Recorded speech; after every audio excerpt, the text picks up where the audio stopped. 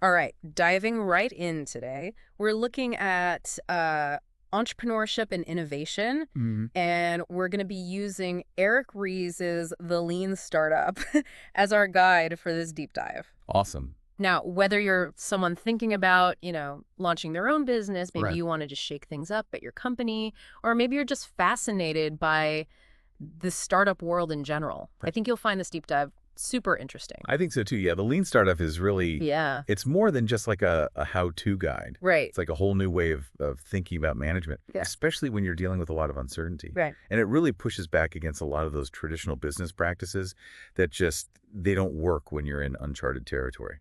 So it's not just about like building a product, right? It's about building a sustainable business. Exactly. Yeah. That's a big A difference. lot of startups, they kind of get caught up in making this really cool product, Right. but they don't really think about like what the customers actually need and how the market's always changing. Yeah. It's like they build this amazing car, but they have no idea how to drive it. Oh, I like that. That's a good analogy. Yeah. So how does the lean startup approach, driving this startup car differently than the traditional way? Well, it's all about Mm-hmm. instead of relying on like rigid plans Right. and forecasts, which let's face it, those are often pretty useless in the startup world, which is so unpredictable. Yeah, for sure. The lean startup is all about structured experimentation. Oh. It's about constantly checking what you're learning, like at every step of the way, Hmm. and using actual data from your customers to help you make like smarter decisions. So it's less about like having a set in stone map and more about using your GPS and kind of adjusting to whatever's happening in real time. You got it. Okay, I like that. And talking about real-time feedback, Reese actually uses his own startup as a really good example of this. Yeah. IMVU, I think Mm. I'm saying that right. They spent months and months And okay. building this really complex IM add-on, Okay. only to find out nobody wanted it. Oh, ouch. Yeah, it was a tough lesson. So what did they do? Did they just start from scratch? Well, they had to pivot, Okay. which is a huge part of the lean startup approach. Right. But it wasn't just a random change. Yeah. They used a bunch of small experiments Okay. to test out their new direction, and ended up focusing more on online friendships and keeping people safe online. Interesting. And using that data-driven approach is actually what helped them become super successful. Wow. Like they've got something like 60 million avatars now, and they're making like over $50 million a year. That's impressive. Yeah. I mean, but it must have been such a hard decision to make, Oh, yeah. especially after putting so much time and energy into that first product. Yeah. What were some of the challenges that they had to overcome? I mean, they had to deal with people within the company who didn't want to change. Right. They had to let go of their original idea, which is always tough. Yeah. And they had to, learn how to adapt to a totally different market. And they had to do it quickly. Yeah. But by focusing on learning from their customers and really using that feedback, they were able to get through all that and build a really successful business. Their story is a good reminder that you have to stay flexible, right? And be ready to adapt, even if it means like, changing your initial idea. Absolutely. So pivoting is key, but what are some of the other important principles of the lean startup? Well, one of the big things that the lean startup emphasizes is that Yeah. entrepreneurship, it's not just something that happens in Silicon Valley. Mhm. Right. It can be applied to any industry, any size company. Yeah, okay. And it also really stresses that entrepreneurship, it's its own type of management. Hmm. It needs its own approach because of all the uncertainty that comes with it. So are you saying like ditch the business school textbooks? Not necessarily, Okay. but you definitely got to be ready to adapt what you learn. Okay. Um, Another really important principle is validated learning. Okay. It's not just about building something. It's about proving that what you're building is actually working. Right. And you do that by using data from real customers, Okay. not just your own gut feeling. Got it. So that's where the build, measure, learn loop comes in. Right. Can you explain that a little bit more? Yeah, so the build, measure, learn loop, Okay. it's basically this cycle where you create something, you measure how people respond to it, and then you use that data to decide whether to keep going or to change direction. So instead of just making assumptions, you're Yeah. constantly testing things out Uh, and making changes based on real feedback. That's the idea. It's kind of like running a science experiment, but for your business. Exactly. That's a great way to put it. Okay. Another important concept is innovation accounting, which uses different metrics to Right. track your progress instead of just looking at traditional financial numbers, Right. which can be a little misleading when you're just starting out. Okay, so can you give me an example? What would these innovation accounting metrics look like? Sure. So instead of just focusing on things like revenue or profit, Yeah. you might look at something called the activation rate, Okay. which tells you how many new customers are actually using your product and getting value from it. Mm-hmm. Or you might look at the retention rate, which shows you how many customers are sticking around and using your product over time. Right. These metrics give you a much better idea of whether you're actually building something that people want. So it's less about vanity metrics and more about actual engagement and customer satisfaction. Exactly. Okay. And that data can really help you figure out if you're on the right track, and it can also tell you when it might be time to pivot. Right. You mentioned earlier that Intuit was a company that successfully used lean startup principles. They're, a pretty big established company. That's right. Not exactly what you think of when you think of like, being nimble and experimental. Right. What did their transformation look like? Well, they really embraced this whole culture of experimentation. Okay. They went from having these big product launches every once in a while Yeah. to running something like 70 experiments a week on their website. Wow, 70 experiments a week. Yeah, That's a huge change for a company that size. it is, and it wasn't easy. What were some of the challenges that they had to overcome to make such a big change? Well, I mean, there was definitely some pushback from people inside the company. Right. They had to change a lot of their old ways of doing things. Yeah. And they had to create an environment where people felt safe trying new things, Mm. even if those things didn't always work out. Right. But, in the end, the results speak for themselves. Yeah. Intuit's story is proof that even big organizations can benefit from adopting a lean startup mindset. It's pretty inspiring to see how they were able to create that kind of entrepreneurial spirit within a large company. It is. But let's shift gears for a minute Okay. and talk about something that's always been really interesting to me about the lean startup approach. Hmm. And that's this concept of a minimum viable product Right, the MVP. or an MVP. Yeah. Yeah. In the excerpts that you gave me, Rees uses the example of Zappos, Oh, yeah, great example. the online shoe retailer. Uh, Can you tell me a little bit more about their journey sure. and how it kind of showcases the power of starting small? Zappos is like the perfect example of getting the MVP right. Okay. They started super simple. Okay. Like, no fancy technology. They were literally just taking pictures of shoes at local stores Okay. and posting them online. Huh. It wasn't, anything glamorous, Right. but it let them test out their main assumption, which was, will people actually buy shoes online? I mean, it sounds so obvious now, but back then, that must have been a huge leap of faith. Oh, totally. To think that people would buy shoes without trying them on first. Exactly. I mean, were people really ready for that? That was the big question. Right. And that super basic MVP was the perfect way to figure that out without taking a big risk. Yeah.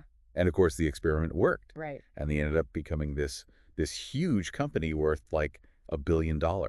It's crazy to think that something so simple could lead to something so big. I know, right? It's a good reminder that you don't need, like, the perfect product right away Mm-hmm. or a ton of money. Right. Sometimes the simplest approach can get you the most valuable information. Absolutely. So it's really about getting your product in front of customers as quickly as possible Yes. to get that feedback and start making improvements. That's the whole point. But I imagine some entrepreneurs might be worried about launching something too early Oh, yeah, for sure. and potentially hurting their brand. Yeah, definitely a valid concern. What does Rees say about that? Well, he gets that managing risk is important. Mm-hmm. And he even suggests that if you're really worried about your brand, you could launch your MVP under a different name. Oh, interesting. The most important thing is to get that product in front of customers and start getting that feedback. So prioritize learning over everything else. Exactly. Okay, another thing that I think a lot of startups struggle with is, Hmm. getting investors on board, especially early on Yeah. when, your financials might not be that impressive. Right. That's where this idea of the audacity of zero comes in, right? Yes. It's a really interesting idea. Yeah, we touched on it earlier, Yeah. but I'd love to hear more about it. Basically, it means that for startups, Okay. it can be harder to get funding when you have small numbers Yeah. than when you have zero revenue. Wait, that seems kind of counterintuitive. I know, right? Why would that be the case? Well, when investors see small numbers, It can make them doubt whether your product will ever really take off. Oh, okay. They might worry that you're stuck and that you'll never reach that big success they're looking for. So showing some progress can actually work against you. In a way, yeah, That's wild. because it can make investors question your potential for growth. Okay, so this is where validated learning is so important. Exactly. It's about showing those investors that you're on the right path, Mhm. even if the numbers aren't huge yet. Right. It's about highlighting what you're learning and the progress you're making. Yeah. And proving that you're building something sustainable. It's not just about, throwing spaghetti at the wall and seeing what sticks. Yes. You're using a data-driven approach Right. to make smart decisions and build a solid business model. You got it. That makes a lot of sense. Good. But, thinking about it from the entrepreneur's perspective, Hmm. one of the things I've always wondered is, like, how do you actually find those early adopters? Yeah. The people who are willing to try out your product Mm. before it's, perfect. Right. Well, Reese talks a lot about getting out of the building, Okay. which basically means you got to go out and find those potential customers yourself. So you can't just, sit behind your computer and hope that people will find you. No, you got to be proactive. Okay. It's all about talking to people, Right. understanding what they need, what their pain points are, Yeah. and figuring out if you're actually solving a problem that they care about. It sounds like a lot of legwork. It is, but it's worth it. Yeah. Those early conversations, they're super valuable. Right. They're the foundation of validated learning. Okay. And they help make sure that you're actually building something that people want. So we've talked about the build, measure, learn loop, Yes. validated learning, pivoting, even this audacity of zero concept. Right. And it's clear that data plays a really big role in this whole lean startup approach. It does. Can we go a little deeper into innovation accounting? Sure. I know you mentioned it before, Yeah. but I'd love to hear more about how it actually works. It's really fascinating. And it kind of challenges the way we usually think about accounting. Okay. Because traditional accounting, it focuses on financial stuff. Yeah, like revenue, profits, expenses, all that. Exactly. Okay. But innovation accounting is all about measuring learning and progress. Mm-hmm. How far along you are in creating a business that can really last. So it's about looking at leading indicators Yeah. that show progress and learning Uh-huh. instead of just focusing on things like revenue, which might not be that significant early on. Exactly. So what would some examples of these innovation accounting metrics be? Well, besides the activation and retention rates that we talked about before, Right. there's something called cohort analysis, Okay. which basically means you group customers together based on when they signed up, Okay. and you track their behavior over time. This helps you understand patterns, Mm-hmm. like which ways of getting customers are most effective, Right. and how different groups of customers are responding to your product. So it's about going beyond those vanity metrics Yeah. and really digging into the data to see how people are actually using your product. That's the idea. Okay. Another important metric is customer lifetime value, Okay. which is basically an estimate of how much money a customer will spend with your business over their entire relationship with you. Okay. This helps you understand how valuable it is to get new customers and keep your existing ones happy. Right. That's super important for any business, Mhm. but especially for startups who need to show investors that they're going to be around for the long haul. Absolutely. So how does innovation accounting actually help you make decisions? It gives you a way to make decisions based on data. Okay. So you start by figuring out where you stand with those key metrics. Mm-hmm. Then you set goals for improvement. And then all your experiments are designed to help you reach those goals. It's like setting a fitness goal Yeah, and tracking your progress. You got to know where you're starting and where you want to go, exactly. and then adjust your workouts and your diet based on how you're doing. That's a great analogy. Okay. And just like with fitness, the key is to be consistent. Right. You got to keep track of your metrics and analyze that data. You mentioned earlier that innovation accounting can help you decide whether to pivot. Yes.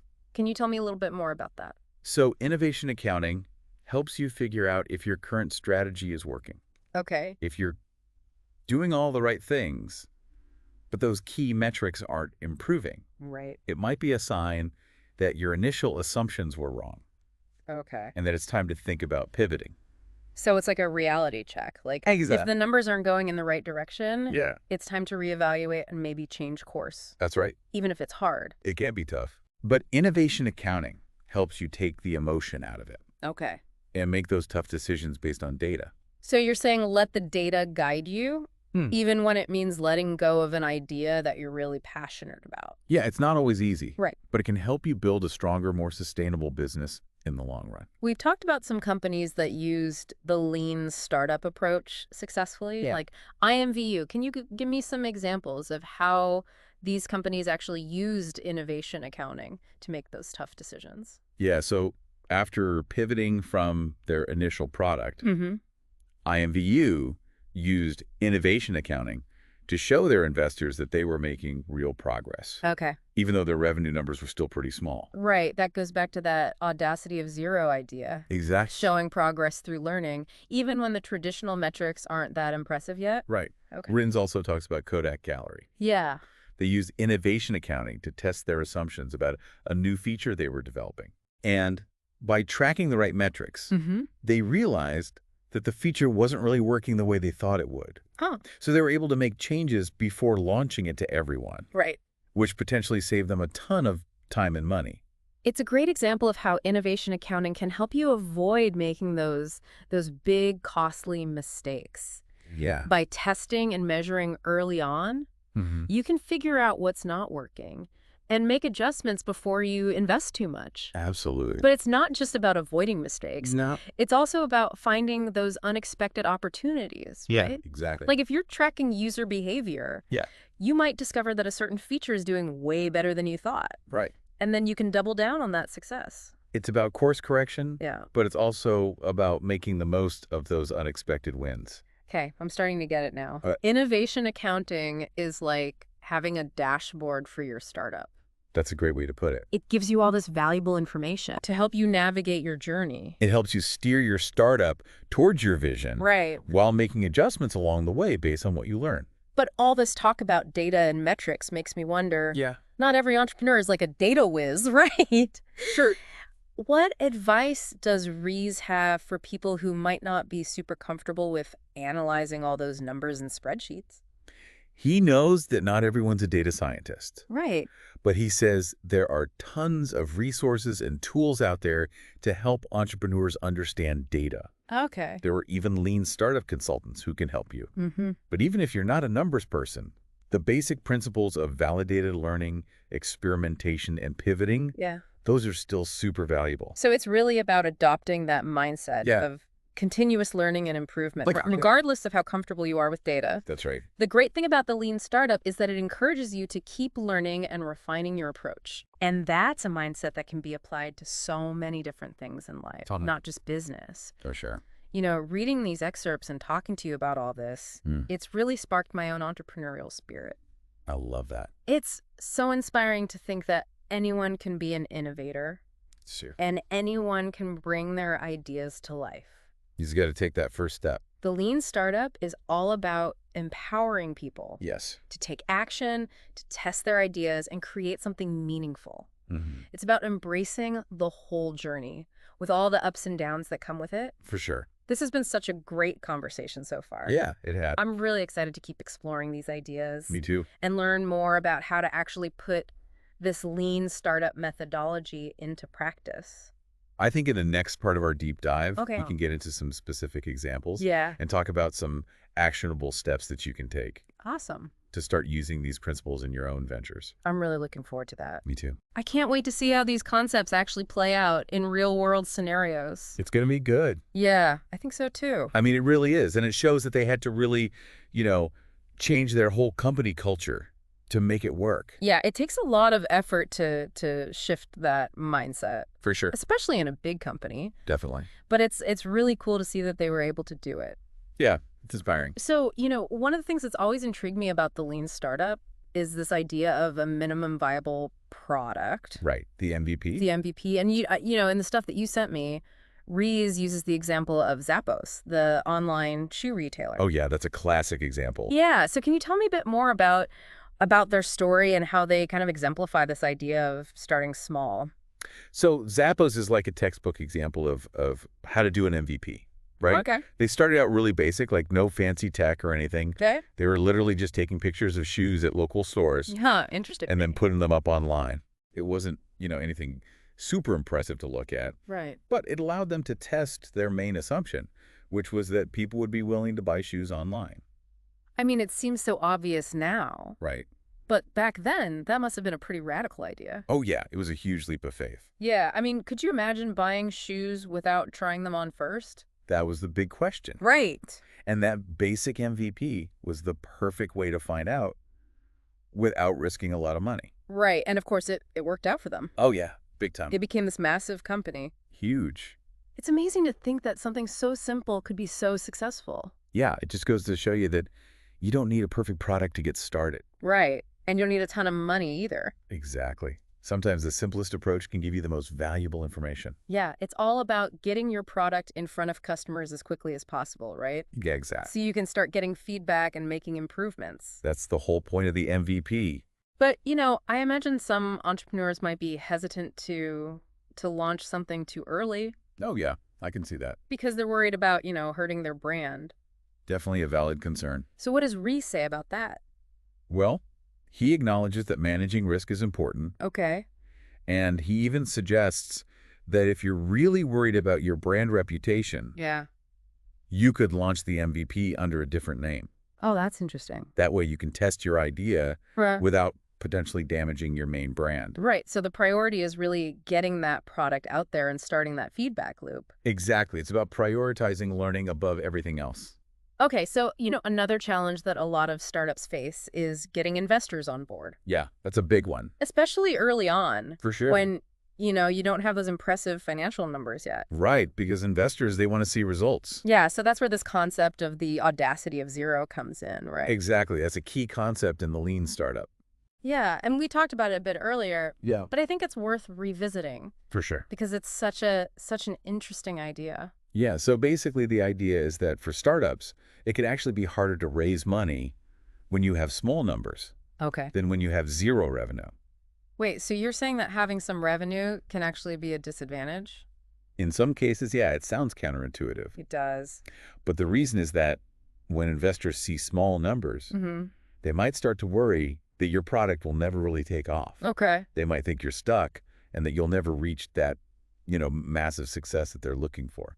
So showing some progress can actually backfire. It can, because it raises questions about your growth potential. Wow, that's fascinating. It is, and that's why validated learning is so important. Right, so it's not just about the numbers. It's Yeah. about showing investors that you're on the right track, Exactly. even if the numbers aren't huge yet.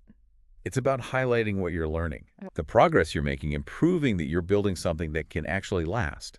Right, it's not about just throwing things out there and seeing what sticks. Exactly. It's about using data to make smart decisions and build a sustainable business. That's what investors want to see. Okay, that makes a lot of sense. Good. Switching gears a little bit and thinking about this from the entrepreneur's perspective, Yeah. one of the questions I've always had is how do you actually find those early adopters? That's a great question. The people who are willing to, try out your product before it's perfect. Right. Well, Repraise talks a lot about getting out of the building, Okay. which basically means you got to be proactive. Okay. You can't just sit at your computer and hope that people will find you. Right. You need to go out and find your potential customers. Okay, so what does that look like in practice? It's about talking to people, Yeah. understanding their needs, their pain points, Mhm. and figuring out if you're actually solving a problem that they care about. So you're essentially doing market research, but in a very direct, hands-on way. Exactly. Okay, and that can be really valuable. Oh, incredibly valuable. Those early conversations they're the foundation of validated learning. Right, so it's not just about building something in a vacuum. No. It's about making sure that you're actually building something that people want. Exactly. And that brings us back to innovation accounting. Right, we talked about the build, measure, learn loop, validated learning, pivoting, the audacity of zero. Yeah, we've covered a lot of ground. It's clear that data is a big part of the lean startup. It is. It's all about being data-driven. So can we dive a little deeper into innovation accounting? Absolutely. You mentioned it briefly earlier, Yeah. but I'd love to hear more about how it works in practice. Sure. So it's a really interesting concept, Okay. and it kind of challenges the traditional way we think about accounting. Okay. How so? Well, traditional accounting focuses on things like revenue, profits, expenses. Right, the financial stuff. Exactly. But innovation accounting is different. Okay. It's about measuring learning and progress towards building a sustainable business. So instead of just looking at the financial numbers? Yeah. which might not be that impressive in the early stages. Right, especially for startups. You're looking at other metrics that show how much you're learning and how much progress you're making. Exactly. It's about tracking the right things to figure out if you're moving towards product market fit. Okay, can you give me some examples of these innovation accounting metrics? Sure. So we talked about activation and retention rates earlier, Right. but there's also something called cohort analysis, Cohort analysis. which basically means you group customers together based on when they signed up, Right. and then you track their behavior over time. Okay. This can help you see patterns, Mm-hmm. like which customer acquisition channels are most effective Right. and how different customer segments are responding to your product. So it's about going deeper than just looking at those surface level metrics. Yeah, it's about getting a more nuanced understanding of how people are actually using your products. Okay. Another important metric is customer lifetime value, Okay. Customer lifetime value. which is basically a prediction of how much money a customer will spend with your business over their entire lifetime as a customer. Wow. That's looking way ahead. Yeah, but it's important, especially for startups. Right, because they need to show investors that they have a long-term vision. Exactly. It's about demonstrating that you're building something that can last. So how does innovation accounting actually play into decision making? It gives you a framework for making decisions based on data. Okay, so you're not just going with your gut. No, you're using real information to guide your decisions. Okay. So you start by establishing a baseline for those key metrics. Okay. Figure out where you're at, Right. then you set targets for improvement. Okay, so you have specific goals in mind. Yeah, and then all of your experiments are designed to move those metrics in the right direction. So it's like a scientific experiment, but for your business. Exactly. It's a very data-driven approach. Okay, so you mentioned that innovation accounting can help with the decision of whether to pivot. Yes, Yeah. it can be a really helpful tool for that. Can you elaborate on that a little bit? Sure. So basically, innovation accounting helps you figure out if your current strategy is actually working, Okay. if you're putting in the effort, Yeah. but you're not seeing those key metrics improve. Mm-hmm. It might be a sign that your initial assumptions were off Okay. and that it's time to consider a pivot. So it's like a reality check. Exactly. The numbers don't lie. Right. And sometimes they tell you that it's time to change course. Even if it's hard. Even if it's hard, yeah, letting go of an idea that you're passionate about can be tough. For sure.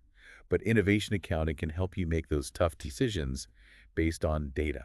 Right. So you're not letting your emotions cloud your judgment. Exactly. Okay, so we talked about some companies that use the lean startup successfully, like IMVU and Intuit. Can you give me some specific examples of how these companies used innovation accounting to make those tough decisions?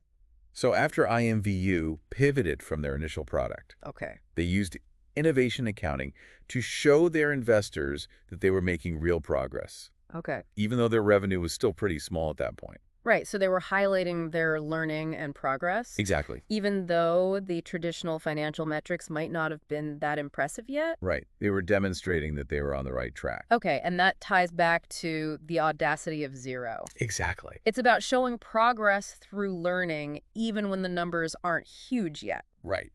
Okay, what about other examples? Rees also talks about Kodak Gallery. Okay, Kodak Gallery. They used innovation accounting to test their assumptions about a new feature they were developing. Okay. And by tracking the right metrics, they realized that the feature wasn't really resonating with customers the way they thought it would. Huh. So they caught it early. Yeah, they were able to make changes before they rolled it out to everyone. That's a great example of how innovation accounting can help you avoid those costly mistakes. Absolutely. By testing and measuring early on, Mm-hmm. you can figure out what's not working and make adjustments before you invest too much time and money. It can save you a lot of headaches down the road. Yeah, and it's not just about avoiding mistakes. Right. It's also about capitalizing on those unexpected wins, right? Exactly. Like if you're tracking user behavior, Yeah. you might discover that a certain feature is performing way better than you expected. Right, and then you can double down on that success. So it's about course correction, Mm. but it's also about maximizing your successes. Absolutely. You want to make the most of every opportunity. Okay, this is all starting to make a lot more sense now. Good. I'm glad to hear that. Innovation accounting is like having a dashboard for your startup. I like that analogy. It gives you all this valuable information to help you navigate and make informed decisions. Exactly. It's about using data to steer your startup towards your vision. But all this talk about data and metrics makes me wonder, Yeah, Not every entrepreneur is a data whiz, right? that's true. Not everyone's comfortable with numbers. So what advice does Rees offer for those who might not be so comfortable with analyzing spreadsheets and all that? Well, he acknowledges that not everyone is a data scientist, Right. but he points out that there are lots of resources and tools available to help entrepreneurs make sense of data. Okay. There are even lean startup consultants who can guide you through the process. Right. But even if you're not a numbers person, Yeah. the core principles of validated learning, experimentation, and pivoting, Mhm.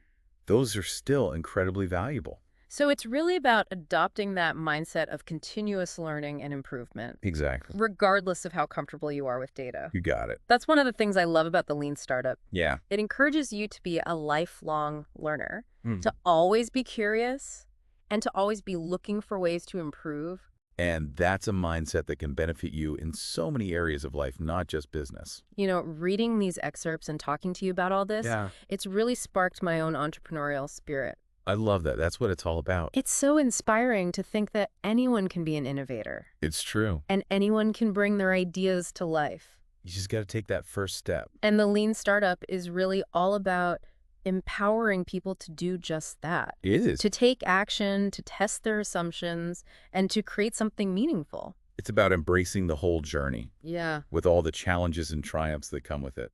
This has been such an insightful conversation so far. It has. I'm so excited to keep exploring these ideas. Me too. And to learn more about the practical steps involved in actually applying the lean startup methodology. Well, I think in the final part of our deep dives, Okay. we can get into some specific examples Yeah. and talk about some actionable steps that you can take to start implementing these principles in your own ventures. Awesome. I'm really looking forward to that. I think you'll find it really helpful. I can't wait to see how these concepts play out in real-world scenarios. Me neither. It's going to be good. All right, so I'm ready to put on my entrepreneur hat and start putting these lean startup principles into action. Awesome. What are some practical steps that someone can take to get started? Well, the first thing is you really got to figure out what your leap of faith assumptions are. Okay. Those are the core beliefs about your business that you haven't actually proven yet. Right, those make or break assumptions that could like totally derail your business if they turn out to be false. Exactly. And the lean startup is all about testing those assumptions systematically, Okay. one by one. So like things like people will pay for my product, Yeah, or this marketing strategy will actually reach my target audience. exactly. Those are great examples. Okay. It's about replacing guesswork with actual data. Okay, so how do we actually go about testing those assumptions? That's where experimentation comes in. Okay. You got to design these small, focused experiments to gather data and see if your assumptions are right or wrong. Can you give me like a concrete example? Sure. Like, let's say I have an idea for a new app. Okay. What would a simple experiment look like in that case? Well, one simple experiment you could try is creating a landing page Okay. that describes your app Mm-hmm. and has a sign-up form for early access. Okay. Then you could drive traffic to that page using like targeted ads Okay. or social media. Right. It's a low-cost way to see if people are actually interested. Right. So I'm basically testing the waters before I jump in and build the whole app. Exactly. Okay. You're gathering valuable data about your target audience, Mm-hmm. their needs, their pain points, Yeah. and whether they'd actually use your app. So much better than just assuming I know what my audience wants. Way better. But what if the results of my experiment aren't what I was hoping for? Well, that's where those core lean startup principles come in. Right. Validated learning and pivoting. Right. If your experiment shows that your assumptions were wrong, Yeah. it's not a failure, it's a learning opportunity. So it's about using those setbacks to get better. Exactly. Maybe your target audience isn't who you thought it was, or maybe your value proposition needs some work. Okay. The key is to analyze the data, figure out what went wrong, Yeah. and then adapt. Right. Be flexible, be willing to change course. That's the lean startup way. That can be tough for entrepreneurs who are, really passionate about their idea. Oh yeah, it definitely can be. So how do you recommend navigating that emotional attachment to an idea? Well, innovation accounting can actually be really helpful here. Okay. Because it gives you that objective perspective. Right. By focusing on the metrics and tracking your progress or lack of progress, you can make those tough decisions based on data instead of emotion. Let the data guide you, even when it's hard. Exactly. Sometimes the numbers tell you things you don't want to hear, Right. but in the long run, that data-driven approach is going to lead to a stronger business. Okay, so we've talked about how important it is to embrace failure as a learning opportunity Hmm. and to constantly iterate and improve. Yeah, that's the heart of the lean startup. This whole deep dive has been so insightful. I'm glad to hear that. I feel like I have a much better grasp on how this lean startup methodology works and the impact it can have on businesses of all sizes. It's a powerful approach. Yeah. So what's the most important takeaway for our listeners? I think the most important thing is to just take action. Yeah. Don't overthink it. Don't wait for the perfect moment. Right. Figure out your key assumptions. Mm-hmm. Design a simple experiment Yeah. and get started. Just get The started. sooner you start learning, the sooner you'll be on your way to building something truly amazing. I'm feeling inspired and ready to embrace this whole lean startup journey. That's great to hear. Thank you so much for sharing your expertise You're welcome. and for helping us understand how to apply these principles to our own ventures It's been my pleasure. and to our listeners. Yes. Remember, the journey of entrepreneurship, Mhm. even with all the challenges, Yeah, can be incredibly rewarding. absolutely. So experiment fearlessly, embrace the challenges, Mm. and never stop learning. Couldn't have said it better myself. That's all the time we have for today. Okay. But I want to thank you again for joining us for this deep dive into the lean startup. Ooh, it's so fun. And to all of our listeners out there, keep innovating and keep pushing the boundaries.